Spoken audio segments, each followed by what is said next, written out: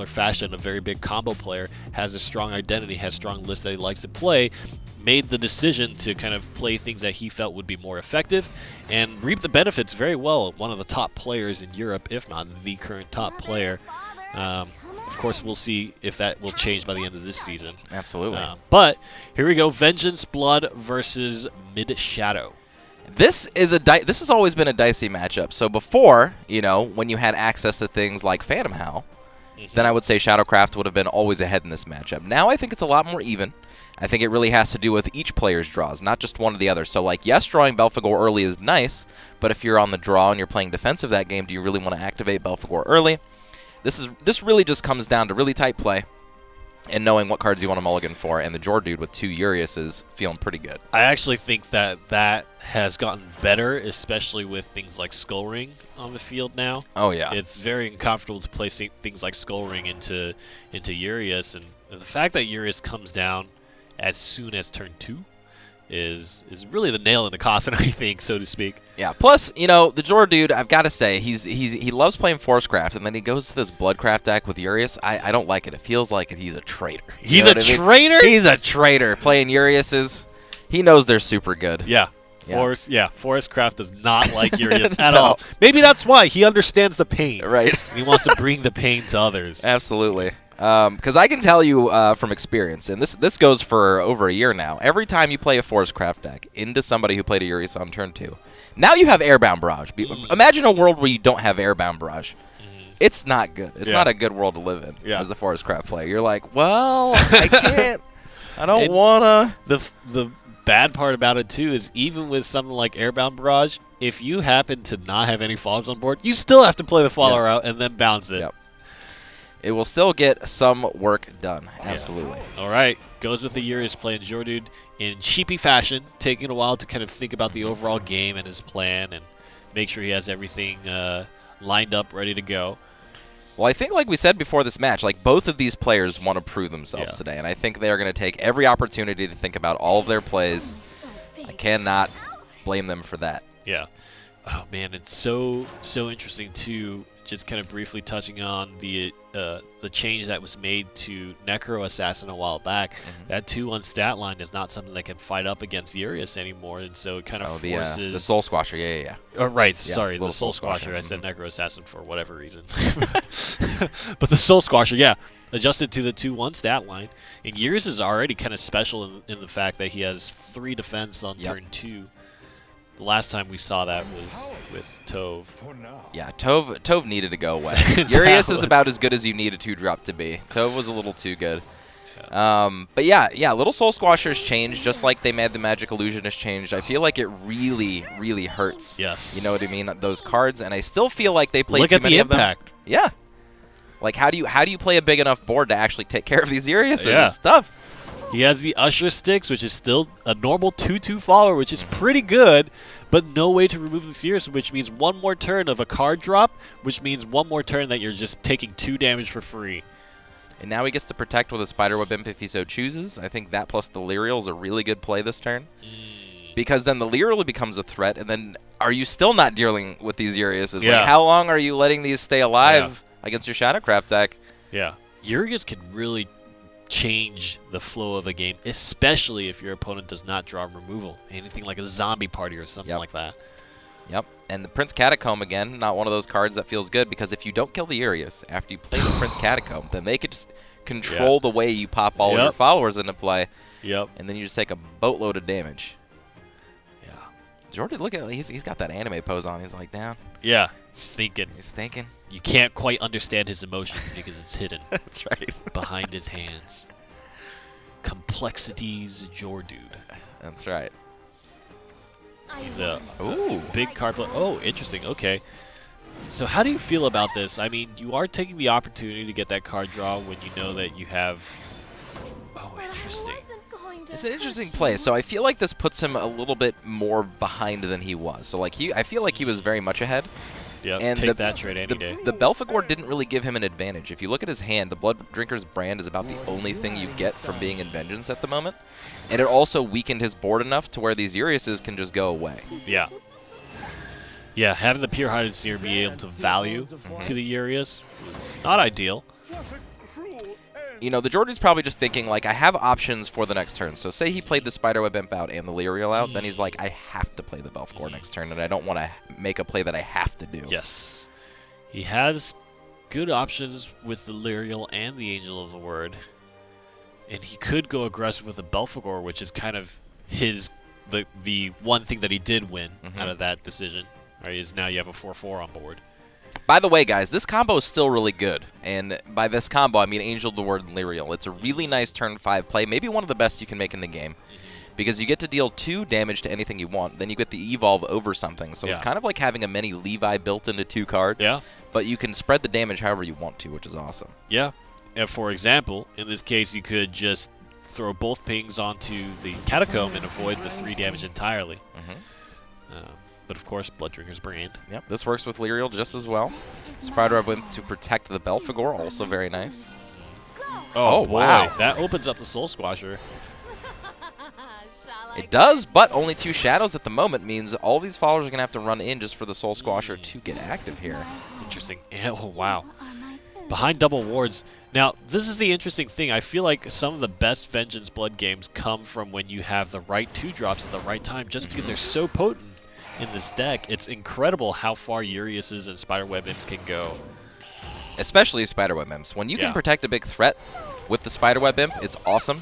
Of course, when you're playing against Shadowcraft, this strategy, like we just saw, can get met with resistance here from the little Soul Squasher. But that doesn't mean that he's behind. The Jordude having Autoaim down to 9 already is very much working in his favor. And 2 turns until Emeralda comes into play, too. That's right. And then he's also got the Razory Claw. However, if he doesn't pick this board back up soon, he might just find himself in trouble because he did put himself to 10. And the big part of that, too, is there isn't anything in Jordude's hand that constructs kind of... There's not a Dark Air Jammer, right? You know, there's not anything that is incredibly high value. It's just a lot of kind of lower play point cards, which are great. But when your opponent is starting to play resources and effects to kind of swing the board back around, there's not much that's left. Yep, it just really goes down to the fact that, you know, there wasn't really anything to activate Vengeance with. He just wanted the card draw. Didn't really get anything that is useful with it too much other than this Emeralda that can come down to next turn. And I think that's what he really has to construct. How do I win next turn with Emeralda? Because if the game goes much later than that with the context of what I have in my hand, I'm not feeling too good about it. So I think that's what he should aim for, because with the Emeralda in hand, it means not even a ward is going to be enough to stop him from going all the way through. Yeah. It's interesting. I almost, you know, if you go on the aggressive path, you're playing basically until turn 7, right? Because the instant you start swinging into the board like this, I think you lose a lot of pressure, and you're getting close to that Ecto turn, the turns with Bane, you know? Yep. So I almost wonder if it's just a situation where you play to have the Emeralda finish things out, right? Just throw all your ping damage to face. Well, like, here's the question, right? Say Autoaim can deal with this entire board this turn, right? Which he most likely can. Had the Jordude actually gotten Autoaim down to 4 or saved his Evolution Orb that turn, he could have used the Emeralda to finish the game off instead of using the Evolve to clear out a 1/1. You know what I mean? Yeah. Or even anything else on the board, because what can actually produce lethal on turn 6 for Shadow? They don't really have anything anymore, right? So just put yourself into a position where you can win over the course of 2 turns. Now the Jordude isn't in such a place where the cards in his hand can't actually finish the game by themselves. Interesting. And I think this is a tough spot. Andrew Alphys is not really key knowing what's in hand for both players. Right. Extra cards this game is not where you need to be. You need to be able to end this game in a hurry. Yep. And I think that's just about going to be it, right? I don't know what much more Jordan can draw. Okay. That gives him a lethal setup in 2 turns, which is great. Yeah. He needs to the just Ector, go without the Evolution Orb, only does, what, 6? 6? My God. Yeah. My God. I mean, this is Vengeance Blood in a nutshell. You need to learn how to play on a razor-thin wire of how much damage you can deal and your opponent can deal every single turn once you put yourself into Vengeance. That's how the deck thrives, and with that Savage Wolf in hand, that's going to close out this first game for the Jordude. Shadow demonstrating its classic flaw, not a lot of healing, not a lot of ward. It's because nobody likes to play Saris anymore. I still think everyone's crazy. I'm never gonna diminish my opinion about how I think Saris belongs in Shadowcraft. I think it gives you so many angles that the deck doesn't do naturally. But drew the other Savage Wolf just in case as well. So we're gonna move on to a game 2 here. Yeah. What a scenario. I mean, yeah.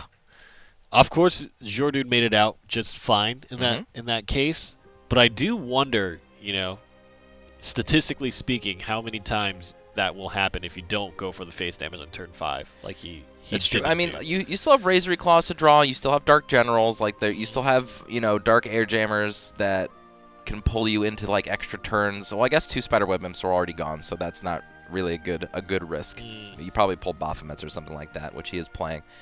But yeah, I don't know. It really just depends. I mean, you are definitely more likely to win if you set up the lethal with the cards that you have access to. But of course, it's an aggro deck. It has a lot of ways to deal damage. So yeah, sometimes you can ride the line. You know what I mean? You can just be like, I'll just throw some cards out and get there. That is kind of the big benefit of your deck. And so now Jordude takes his swing at Shadow against Havencraft. So this is a matchup I know very well. Autoaim is definitely a very good pilot of Havencraft. I have not seen this list before. This is an interesting looking list, a little bit more Amulet heavy with basically Val and the Hourglass as well. I would assume that he has Gemstone Carapace in here too, but I don't know for sure. But Havencraft has always generally felt pretty good against Shadowcraft because of the things that we talk about a lot. There are banish effects that don't increase the shadow count, and there are big board wipes that can basically clear up any of the clutter that Shadow puts down. Yeah, we haven't seen the Featherfall Hourglass very much in the last few weeks. What do you think is its biggest strength here? So the reason I had it before and don't have it now, and what I'm assuming is the same reason why Autoaim has it, is because of options. It's a turn 1 play, it's a turn 3 play. It's kind of an any turn play. You get that 3 to a Thrush. You know what I mean? It's a Blitz Lancer, for Havencraft, but you can play it on turn 1. So it's just more options to give you a better early game. 3 Beastly Vows is very interesting. I have not seen that in a Havencraft list since old Tempo Haven, like old Tempo Haven. But that's what he could be trying to play here. He could be trying to play a very tempo-oriented game plan, not trying to get all the way up to Aegis every single turn, things like that. It could be really effective here. I mean, it's not like Shadowcraft is going to beat him before these amulets pop, so it really just depends on how valuable these amulets actually become over the course of these next few turns. Yeah. What Snow White will do here is actually interesting, too, because it can't really trade that effectively against this Bellinus. A little bit of a shame to have the Snow White go in this fashion, but... Yeah, it's better than allowing the Jordude to control it, though, because then the Snow White might not have been able to take out that Bellinus. Yes. Yes. No Gemstone Carapace to go along with that, too, so... Yeah, very unfortunate. Now, if those were all Gemstone Carapaces, I'd feel a little bit better for Autoaim right now, but, maybe, like I said, maybe he's playing both of them. I'm always down to see new Havencraft lists, especially from Autoaim, because he knows the deck. He knows the class so well. Jordude taking some time again to think about his turn, and this time there is a Skull Ring. He does have a tempo play. He's thinking really hard about this. Maybe he's thinking about, okay, I could play my Kai'Sa, start getting advantage out of that very early, because next turn he does need a turn 4 play. Right now that exists in the form of Lyriel and Lurching Corpse. Lurching Corpse not really going to do much to this board. So I can definitely see a Kai'Sa play here. Skull Ring definitely makes sense as well. Yeah, the Skull Ring will bring back the not the Androphis, the Bellinus. At the moment. Which is, again, a very solid card in the early game. But it is, I think, in general, a little less effective against Haven, because their followers tend to have more defense. Yep. So there's less opportunity for that 1 damage ping to actually impact the board. And I like this line because, of course, next turn he can play Gemstone Carapace along with an Evolve, and basically they all pop at the same time. Which will be crazy. Scary board. Yeah, which will be insane value. Maybe that's what he's trying to do. Maybe with this Havencraft deck, he's trying to make it like a Daria deck. Like, he's just pre-setting up his Daria. You know what he's going to Daria into, and then that's going to be his endgame. Yeah. And then maybe he finishes out with a Dark John or something spicy like that. The only thing about this list so far is Autoaim is out of options. Yeah, right? yeah. I'm all in on these amulets, and I hope they get me there. We'll see. There's not a lot of good removal options for the Jordude either. That's true. He's got a very value-high hand. No, he is playing Aegis. Okay, so just a different tempo-oriented game plan from the start of things. There goes the Gemstone. Yeah, I gotta imagine he plays the Frog Cleric and evolves that. Keep that Tiger safe. And next turn is going to be a huge turn. for Autoaim. Yeah, and Jordude has to be thinking right now really hard about how he's going to deal with this. Very interesting to attack into the Lurching Corpse. Definitely afraid of something like a Necro Assassin that turn. I probably would have gambled. I don't like attacking myself into Lurching Corpses. I allow my opponents to do things with that. Because realistically, if you think about it, the same end result happens. Yeah. Yeah. Okay, well, Jordude has to think about it about this. He has the option, and I think you almost just have to evolve a Kaiser or something like that. You got to get the value train rolling. I mean, you could just flood with Skull Rings, too. There's nothing wrong with this. The problem is there's just no finishing cards right now. There's no Ektars in hand for the Jordude. He does have Aisha, but that's definitely a ways away.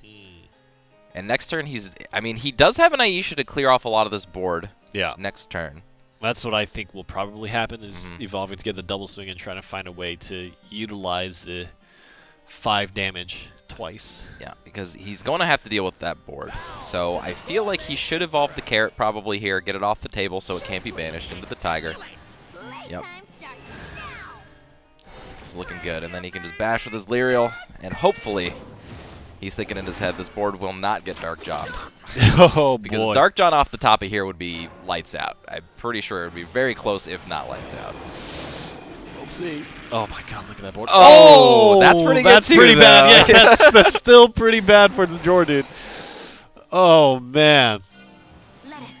Not quite Dark John as far as the pumps on Autoaim's side of the board, but still a very healthy board going into Jordude's 6 here. And they're all, like, 4 defense and up. Yeah, this is rough. This is really rough. He can deal with 2 of these.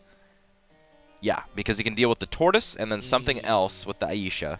That's probably his best play because Autoaim only has 1 card left in hand. Yeah. Yeah, you just need a play to stop the game plan of Autoaim right now.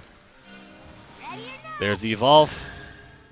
And that doesn't change the stats on Aisha, but gives her the ability to attack twice. And now, Autoaim has these Tigers to hold him over until his Aegis comes at the moment. Oh. That's a lot of damage, though. Yeah, it is. It is a lot of damage, and there's still not really great removal on the side of Jordude. There's not at all. He's got an Evolution Orb left, and that's it.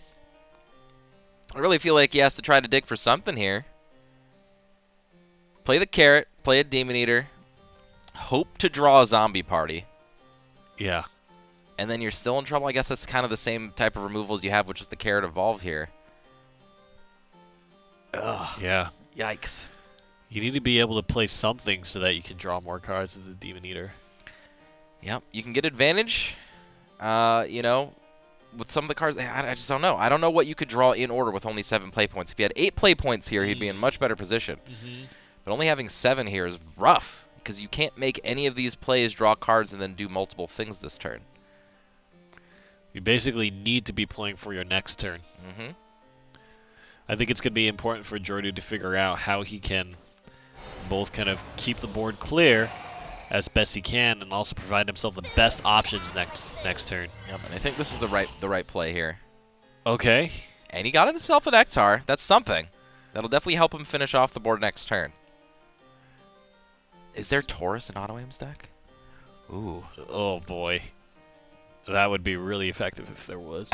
Yeah. But basically, I suppose if you're only going to take down the... Okay, he might go for the 4/4. Yeah. No. Oh, wow.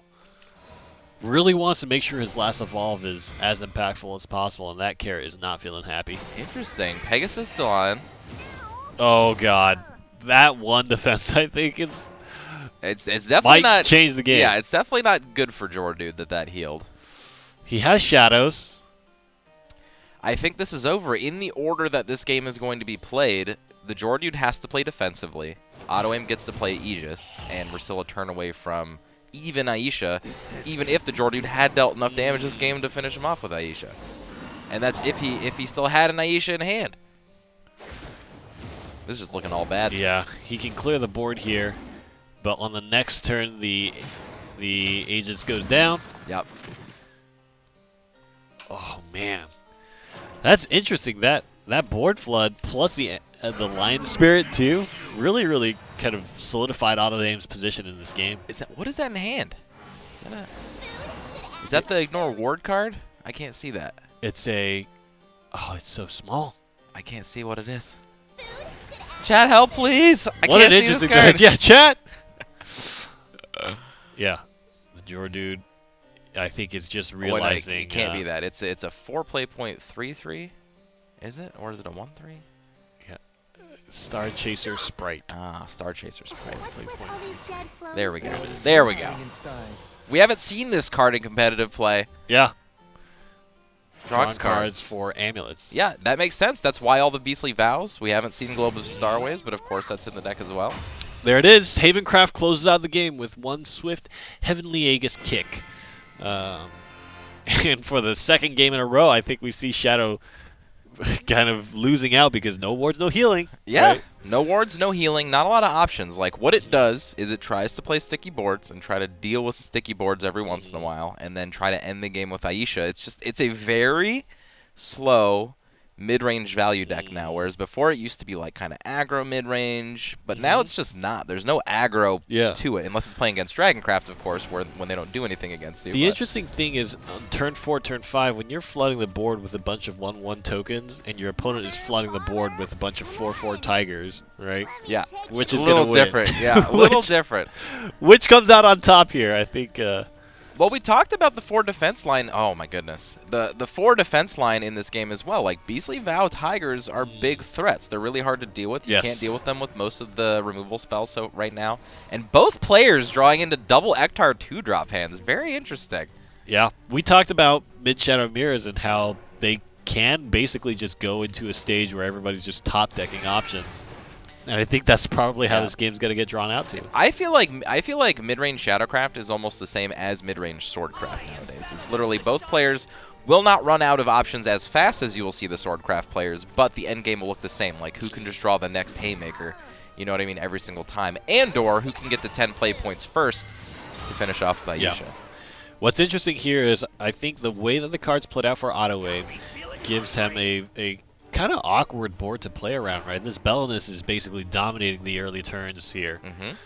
And the fact that it was an Andre Alphys into the Demon Eater doesn't quite help. And what's interesting is I think that card draw is great, but as long as card draw exists for Jordude in return in some fashion, eventually those options are still going to be played out turn after turn after turn, right? So you're not actually getting an advantage in that sense. Sure. Plus, technically speaking, card draw is almost the same as board advantage, right? When you think about if you actually can remove your opponent's followers without removing any of your own, that's technically like drawing a card. Yeah. It's essentially the same thing. So if you can't manage to keep the board, then it's kind of a similar situation. Yep. However, I don't think either player right now is in trouble of just getting super far behind in the early. Yeah. I think the one thing for Jordude is he definitely... Oh, okay, well, that's going to be it. Yeah, that was a really good draw. He's got to play that, evolve it, and then play something else before the Belinus goes off. However, Soul Squasher is not big enough anymore. So, actually, there's no real way to save a follower with that Belinus. Belinus being the perfect play this turn. Yep. Going to give him the additional hit as he falls, and that's going to give him Catacomb. And he's just going to pass this turn? Like, it feels rough to pass this turn, but, like, playing any of these cards just doesn't feel good either. You know, got to set up.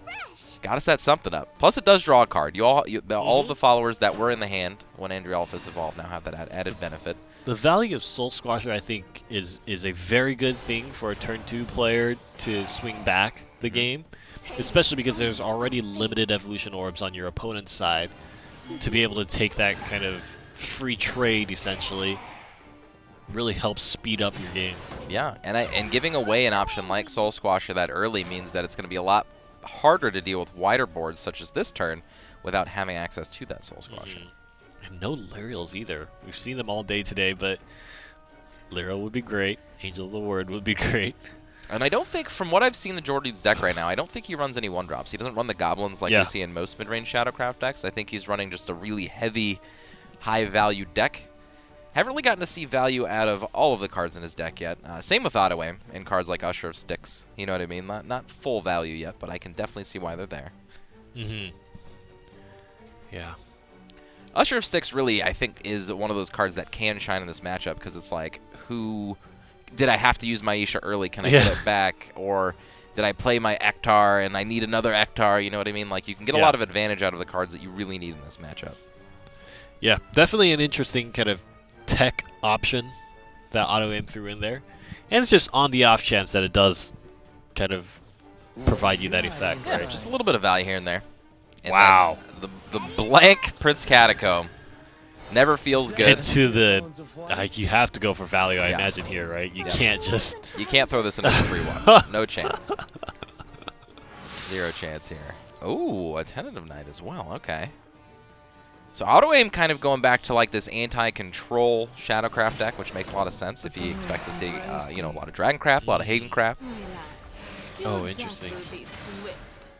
Honestly, even matchups like this, I feel like a Tentative Knight is better than it used to be, because before it couldn't trade with board, so you could get behind in tempo and just lose out on the aggressive edge.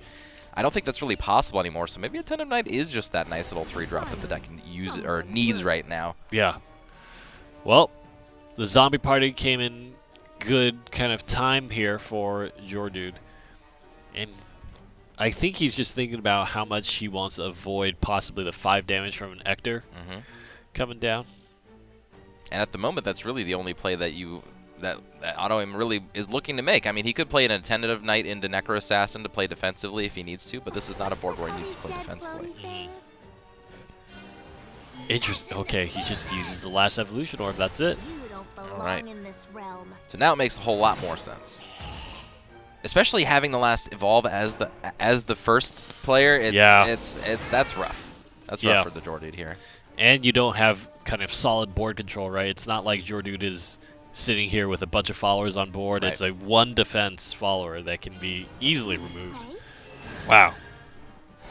I like it. Just going for all the value he can eke out of this Autoaim's plays here. I like everything about this turn. Just draw a ton of cards, fill up the board. Yeah, just continually threatening, hey, if you don't remove any of the stuff, Ektar is going to come down and end the game in a short amount of time. That's right, and this might force Jordude to, play a defensive Ektar here just to clear up some of this board. Gotta do it. And really, he can only clear out 2 of the followers. Because, again, he's out of Evolution Orbs. Out of Evolution Orbs, but now that this game state has happened, I believe now we start the grind fest. Who can play the best thing last?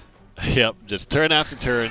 How far do you have to go to keep trading resources here? Yep, and if the pace of this match continues, Autoaim will not only hit 10 play points first, he'll also hit 10 shadows first, which he's already above. Yeah. Which means he'll be able to Aisha first. Not having to play the Ektar to respond to the Ektar that Jordude dropped, I think is really tough, because now what is the Jordude got to play? Another Ektar, you know?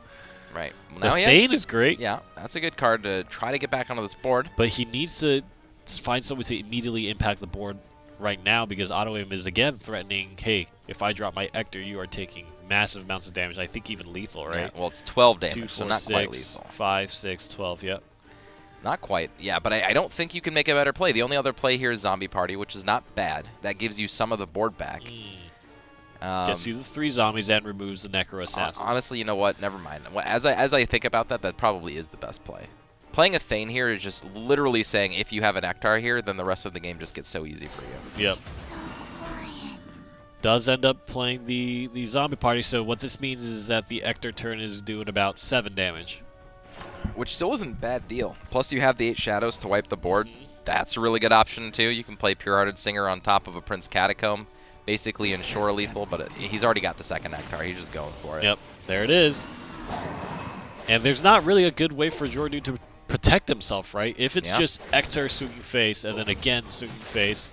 Interesting. Wow, goes full defense there. Interesting. Okay. Especially being at 20 defense or 20 health on your leader. Just not taking any chances this game. I can respect it. I mean, this is still a lethal setup with another Ektar. So the Jordude still has to answer some follower this turn in order to prevent himself from dying next turn. Has to, I imagine, play some combination of Avenger Alphas plus a Demon Eater just to see where this goes. Or not a Demon Eater, the Necro Assassin. Hopeful hits. Oh, no! Not the hit you want. Oh, no. I don't know if there's anything that you can draw to stop that from swinging for big amounts of damage. Yep. And you can't strike back. Just Autoaim with so many shadows to work with too. Could always just play another Ektar whenever he wants as well.